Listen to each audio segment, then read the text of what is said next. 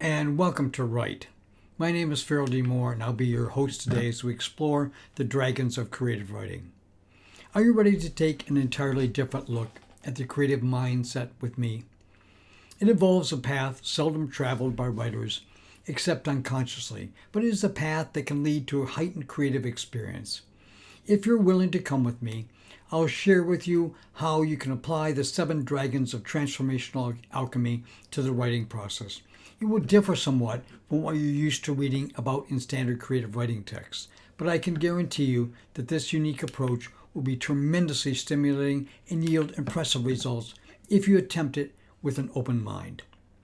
Most creative writing texts deal with exercises and tasks such as journaling and writing set pieces. In a set piece, for example, the writer is given parameters for a story which they are then expected to write. Kind of like creativity taught by a drill instructor. Ready, set, be creative, snap to it, recruits. For example, your writing instructor, drill instructor, has you snap to attention to hear your mission statement. You are trapped in a runaway train. The engineer has had a heart attack, and in the throes of his cardiovascular agony, he has ejected his dentures, which then fall into the control panel and damage the electronic system irreparably.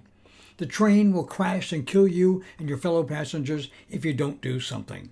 You're only allowed to use your left pinky, a straw, and a Johnny Cash album on CD to stop the train. Now, the intent of this exercise is to stimulate your creativity. Certainly, you'll have to be mighty creative to make a worthwhile piece of fiction out of the exercise. But let's look at this method more closely.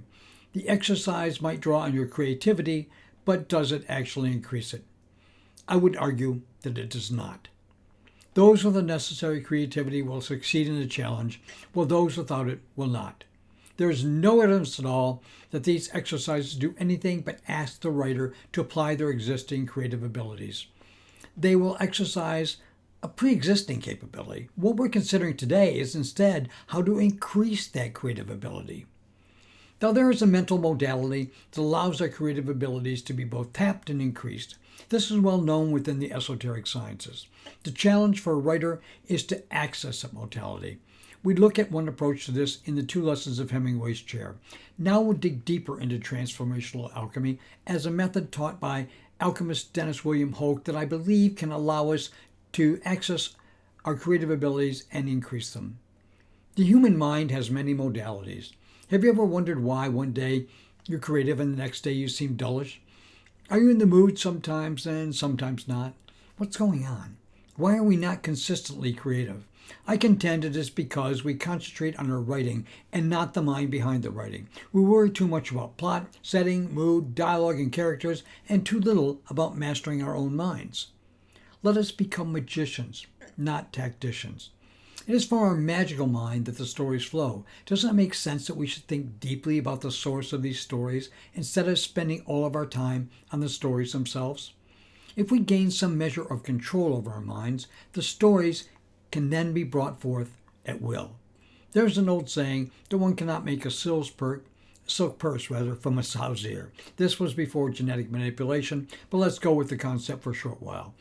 A poor quality mind, undisciplined, erratic, and inattentive, rarely produces quality fiction.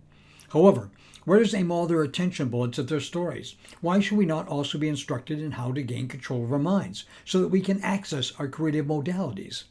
When we have developed the ability to do this, we will no longer be at the mercy of our moods. We will then be less hit and miss. Our stories will have greater depth and texture. Themes will arise spontaneously and be seamlessly integrated into our stories instead of being mechanically selected and enforced. We will no longer create stories that seem more like social sales brochures where the writer decides on a theme instead of being led by their creative spirit. An analytically selected theme will not help a story. It is like using a broken plastic spoon to navigate a canoe down a stream. Over the next period of time, I'll reveal to you what my alchemy teacher showed me. A systematic approach to liberating our writing creativity from the chains of our poorly ordered minds. We will focus on the source of our creativity, not the end product. Too many writers labor trying to apply their mental heat and urgent pressure to transform story coal into diamond quality fiction.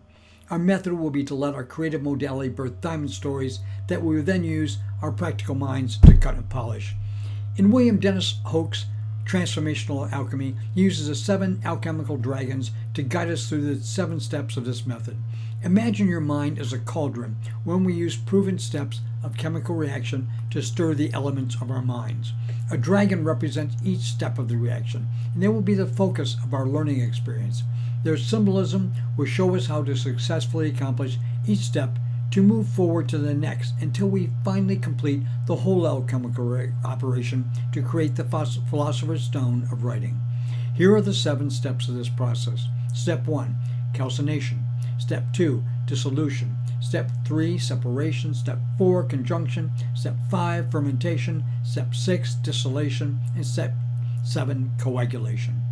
The dragon of calcination is sometimes known as the dragon of blackened fire. This dragon breathes fire and drives us back in fear. Passing the test of this dragon, though it shakes our day-to-day image of ourselves, is yet the first challenge we must conquer.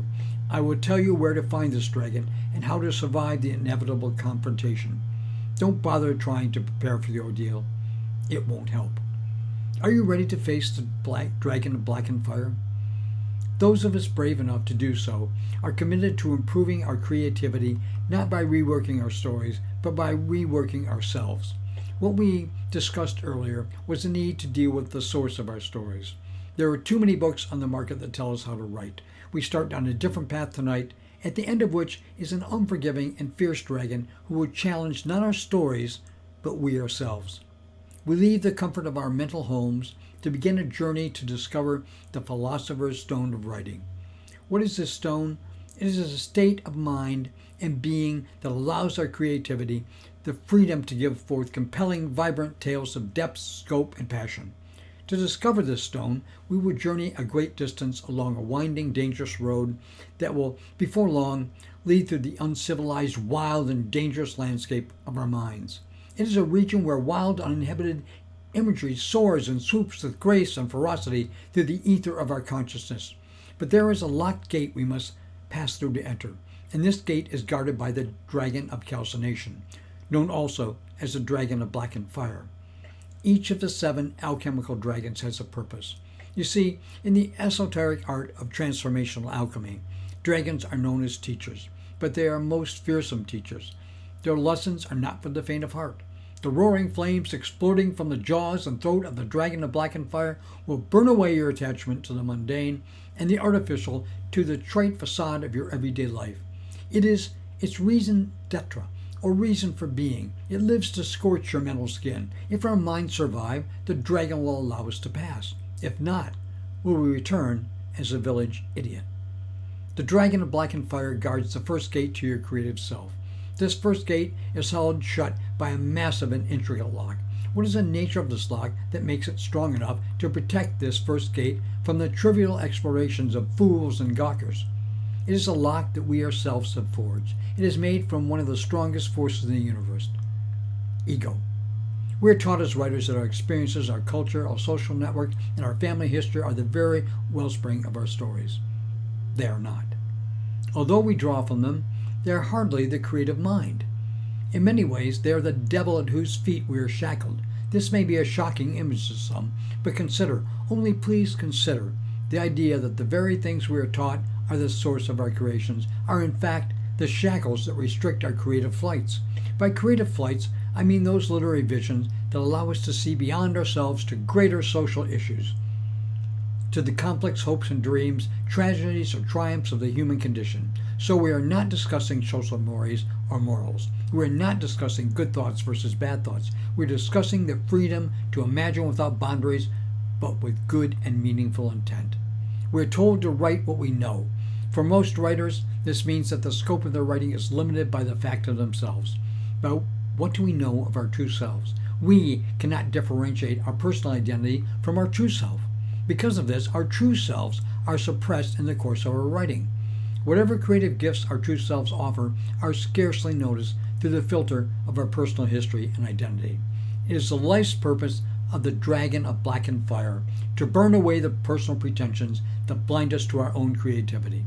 Beneath the accreted layers of personal pretension and social identity is a creative powerhouse, our own true storyteller. Remember, the first gate is locked with our own ego. Our goal is to survive the flames and break free from the charred black crust, because when our personal identity is scorched black brittleness and drops free of its own weight from the gate, the dragon of blackened fire will allow us to pass through. There is a story that goes like this. How do you find a diamond in a lump of coal? You chisel everything away that is not a diamond. In the end, by removing the dark and brittle, the searcher will find the jewel inside. The metaphor is simple. We find our true selves, our creative well springs, by breaking free from our pretensions and rigid accumulative identities. What is to be our method? Only three things: story and symbol and focused consciousness are all we will need to survive our encounter with the dragon of blackened fire. If we do not use them well, we will come back the worse for the encounter. Enough of theory. Let us go to find the dragon. Join me next time for the continuation of the dragons of creative writing.